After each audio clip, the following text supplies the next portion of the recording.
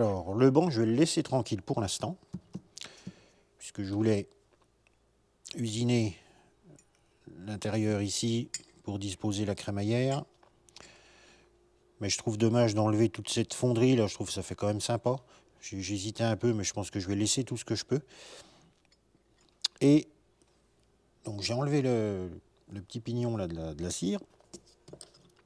Donc en fait, celui-là, il est fixé sur le traînard, sur le chariot. Donc c'est le petit pignon qui se prend sur la crémaillère, donc qui vient à peu près par là. Et puis ensuite, lui, il vient, si vous voyez, je vous approche, voilà, il va être comme ça. Donc pour ça, il faudra déjà que je termine le chariot. Et comme ça, je verrai ce qu'il faut que j'enlève ou pas. Ou voilà, que je fasse le minimum à usiner de ce côté-ci. Ce côté-là, je vais le laisser brut. On ne va pas s'embêter. Donc voilà. Une fois que le chariot sera fait, c'est ça qui va me déterminer vraiment le dégagement qu'il faut que j'ai. Donc je ne vais pas le faire tout de suite. Je préfère attendre que le chariot soit complété. Ça évitera de faire peut-être des bêtises. Donc pour l'instant, on le laisse tranquille sur ses pieds. Et puis en plus, il y a une autre chose, c'est que comme il est là, si je le mets sur le pied, j'ai vraiment pile poil. C'est pas facile, ça tient pas comme ça. La largeur du pied et du banc ici est exactement la même à ce niveau-là. Donc ça fait quelque chose de... Voilà, si je le mets, je ne sais pas si vous y voyez quelque chose. Voilà. Là, on a vraiment un alignement ici qui est nickel. Donc si je le rétrécis, ça va faire une marche, ça va faire un peu con, je trouve. Donc, deuxième prétexte pour faire plus tard. Et laisser ça comme c'est. Voilà, pour le banc. Donc, on va s'attaquer à la poupée fixe. Alors, j'ai un alésage traversant à faire de là jusqu'ici. Donc, de 16, puisque ça nous donne, avec les cotes à la con, là, 15 875. J'ai un alésoir de 16, donc je vais faire 16, ça sera très bien, puisque de toute façon, après, dans ces deux alésages, il y a deux bacs bronze qui viennent, hop là, je prends la caméra, de ces deux brutes, donc ils vont à l'intérieur. Donc ça, après, à moi de les faire à la demande, hein, une fois que mon alésage est fait, ça, c'est pas un souci. Et 15, 875 ou 16, hein, ça change rien. Voilà. Il faut aussi que je surface ici, là, la largeur que je mette pas tout à fait 8 pour pouvoir coulisser sur le banc, dans la rainure. Alors le seul truc, c'est un peu l'ordre de méthode. Il faudra que je me prenne comme ça dans l'étau, de toute façon, pour faire mon alésage ici, sur le côté. Alors au début, je pensais surfacer ici,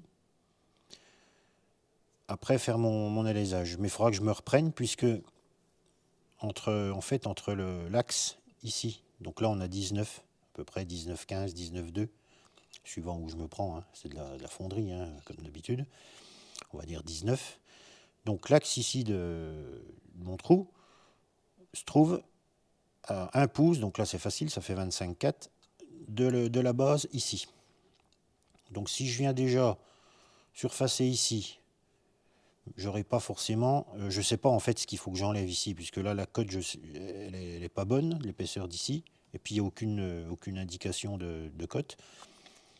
Donc ça veut dire qu'il faudrait que je surface, je fasse mon alésage, et après que je vienne revenir, je reprenne ma base ici. Alors ça fait une opération un peu double, c'est un peu bête, sachant que j'ai un éclairage ici qui est quand même vraiment correct. Mes deux surfaces ici par rapport aux bases là sont vraiment bien. Pour de la fonderie, toujours pareil, mais là pour le coup, on est vraiment nickel. Alors je pense que je vais d'abord commencer par mon alésage, je vais me prendre dans l'étau, je vais essayer de caler ça au mieux. De toute façon, je vais y aller tranquille, hein, toujours pareil. Donc je vais faire mon alésage, et une fois que j'aurai mon axe fait, je pourrai, en déduction de mon diamètre, je vais tracer, toujours à l'œil, un repère visuel, j'aime bien, et comme ça je verrai exactement s'il faut que j'enlève. Je pense que ce sera la solution, plutôt que de reprendre ça sera pas l'idéal. Là, je pense que ça sera un petit peu plus simple. Bon, l'alésage, bien sûr, en même temps, je vais traverser. Mais je vais surtout pas retourner ma pièce, puisque là, on est sûr qu'on ne sera pas aligné. Donc ça, on le fait en une fois. Donc voilà, donc perçage, et puis après, mise à la cote de la base. Donc on se retrouve sur la machine. Bon, je pense avoir trouvé une solution de bridage assez correcte. Alors j'ai profité d'un filetage que j'ai du côté du Morfix, enfin j'en ai un de chaque côté en fait de l'étau. Donc un boulon avec un appui, là une cale étagée, qui vient bien plaquer ma pièce contre l'étau pour éviter qu'elle ait tendance à descendre avec le perçage, même si je vais y aller tranquille. Et puis pour l'alignement, alors là peut-être pas très académique, mais enfin ça va fonctionner. J'ai trouvé une fraise là, bon c'est une deux lèvres, c'est le plus pratique que j'ai trouvé. Donc là j'ai aligné à l'œil, en tournant la fraise, en regardant par rapport à cette dent là, par rapport au diamètre là de la petite marche là, du petit déport, que je sois au mieux. Donc là je suis vraiment pas mal de chaque côté, comme ça je suis centré au mieux, je pense, puisque là pas question d'aller mettre un palpeur ou une pinule par là, il n'y a pas assez de dégagement, ça serait un peu le cirque. Et puis bon voilà, le principal c'est qu'on soit quand même au mieux. Et je pense que là je vais remonter un peu plus en faisant travailler un peu à la main, et je prends bien sur le diamètre là, j'ai pas trop de décalage, donc ce qui me fait dire que le rond est pas si mal pour de la fonderie. Voilà, il est peut-être un tout petit peu, j'avais remarqué, il est un tout petit peu moins ici, parce que j'avais 19,05 au lieu de 19,2, donc enfin rien de méchant, hein, mais voilà. Donc là ça va le faire, donc je vais de toute façon redescendre ça maintenant, dégager ma fraise, remettre le mandrin de perçage, et puis on va attaquer le perçage, et puis après directement perçage, alésage, et puis après je pourrai m'occuper des surfaces du dessous.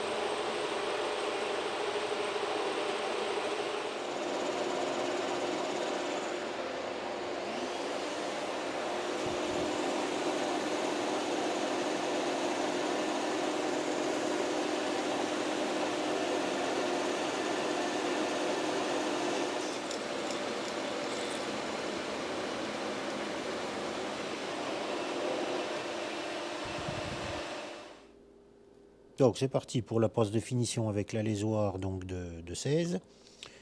Et puis après ça, je me déplacerai, puisque là je suis bien centré. J'ai rien. Alors j'avais bien sûr, je ne l'ai pas dit au début de la vidéo, j'avais bien sûr bloqué mes axes X et Y pour être sûr que ça ne bouge pas. Puisque là il ne servait pas, j'avais juste le Z qui servait bien sûr. Donc ce que je vais faire quand même, une fois que j'aurai fini ça, je vais venir replacer mon petit fort à centrer, ou enfin genre pointeau. Je vais me déplacer de 25,4 et je viendrai faire juste un petit repère là au milieu. Et comme ça me donnera déjà une idée. Alors je vais peut-être pas le tracer tout du long, si jamais mon pied il a un petit peu de travers, ma poupée là. Donc, mais je vais juste faire un petit repère là ici, là derrière au centre. Ça me donnera déjà une bonne idée de l'épaisseur à enlever pour le reste. Et voilà, donc allez, c'est parti pour l'alésage.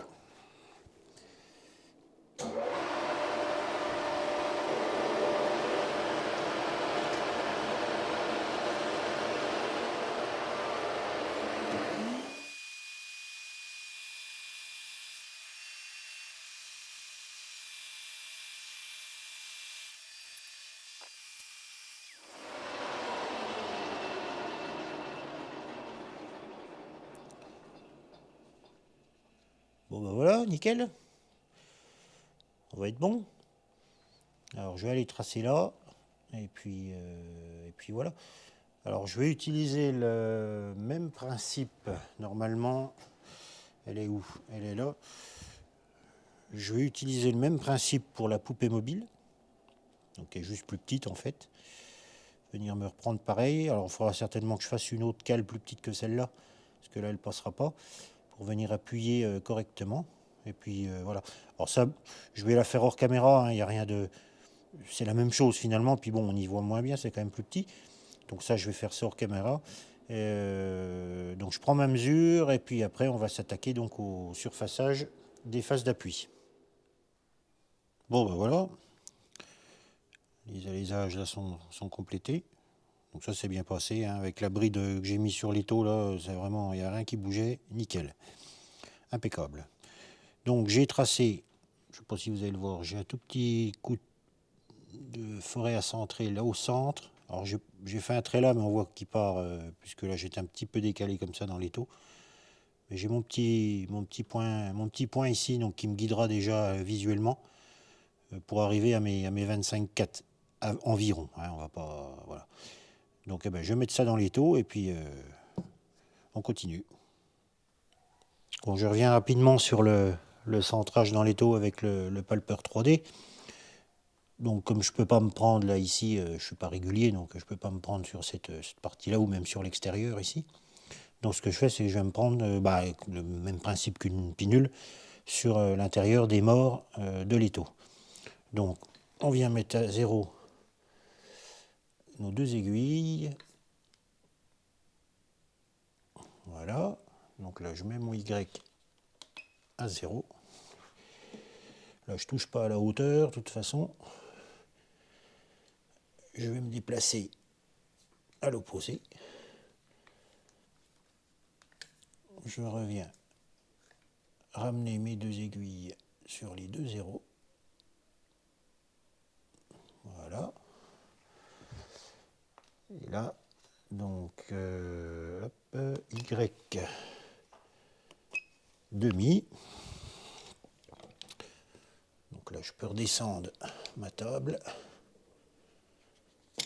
Voilà. Et là, je viens me mettre à 0 sur ma visu.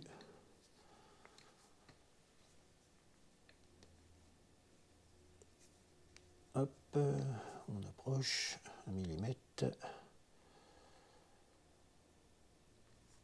0,3, 0,2.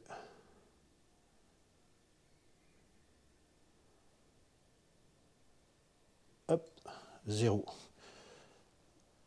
Donc là, je sais que je suis exactement au centre de ma pièce, sur l'axe Y. Voilà. Voilà. Je suis venu donc me décaler de la moitié du diamètre de ma fraise, plus 4 mm, puisqu'il me faut 8. Enfin, j'arrondis. Hein. Et pour être bon, il me faudra donc la même distance de l'autre côté. Et puis j'aurai donc ma cote finale ici. Alors là, je le fais en une fois. Hein. Je dois avoir 1 mm, je crois, enlevé, pas tout à fait. Donc je vais y aller comme ça en une fois. Je vais prendre une petite passe en même temps ici, là en dessous. Et puis après, je finirai par les deux là.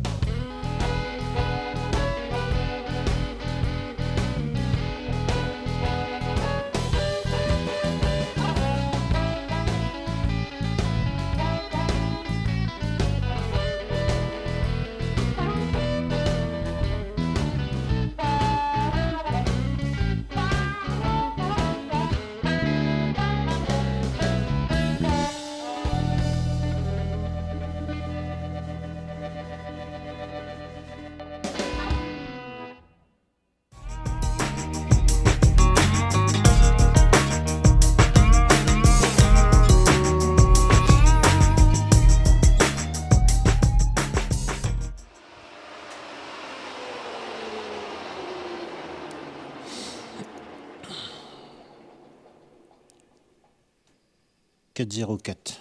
Eh ben nickel. 4,04. Bon.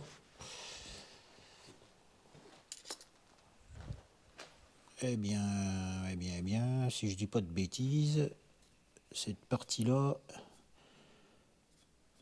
est complétée. Donc on va regarder ça en place sur le banc. Bon, voilà, pour ce qui est des axes, enfin des alaisages, et puis du surfaçage, on va dire, de ma face d'appui. Donc là, on est bon. On va regarder ça sur le... Hop. On peut voir qu'on n'a pas de jeu.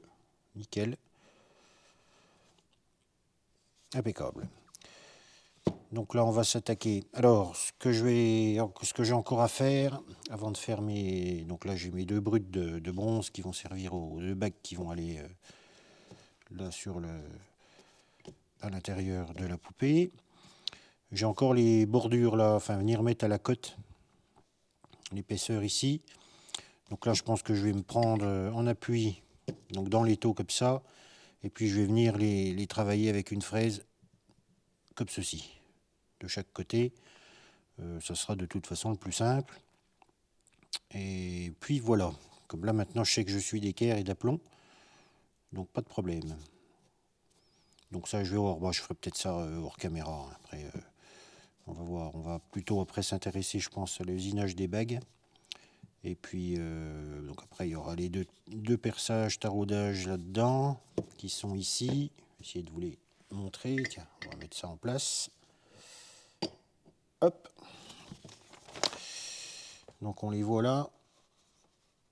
Ici et ici. À 1 pouce, donc à 25 mm d'écartement. Et puis, bah, mettre ça en métrique de toute façon. Hein, là, c'est un 5BA, donc j'avais noté 5BA, ça avait fait du 3,5 ou 4, il faudra que je regarde ce que je peux faire, de toute façon peu importe. Là c'est juste 2 vis qui vont traverser pour tenir la poupée, donc après je peux mettre, j'allais dire pas ce que je veux, mais presque. Donc prochaine étape, l'usinage des bagues bronze.